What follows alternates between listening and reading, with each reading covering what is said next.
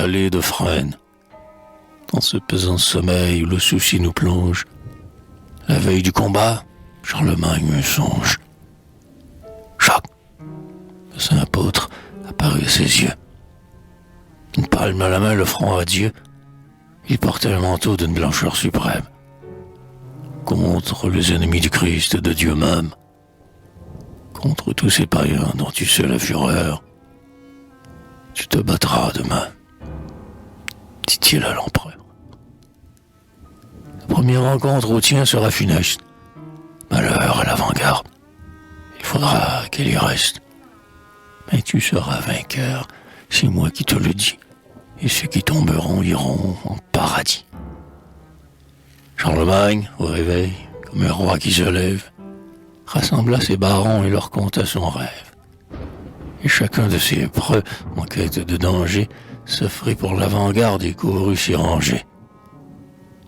Là se trouvait Thibaut, à la Minardie, Ancis, joli, le duc de Normandie, Gauthier de Luz, si beau sous la cuirasse d'or, et Guy de Saint-Antoine, et mille autres encore.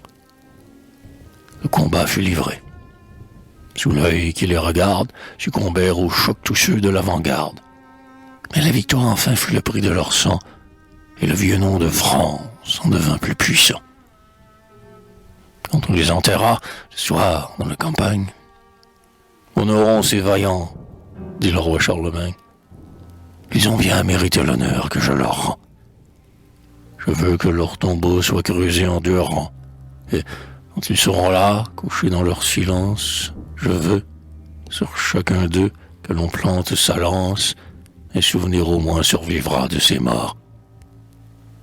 On creusa les tombeaux, on étendit les corps, et l'on planta sur eux chaque lance de frêne. Puis on prit du repos. Or, quand l'aube sereine, à l'orient vermeil apparut tout en fleurs, chaque lance était verte et portait quelques fleurs. Au tombe des martyrs en terre sarrasine, chacun avait poussé sa féconde racine.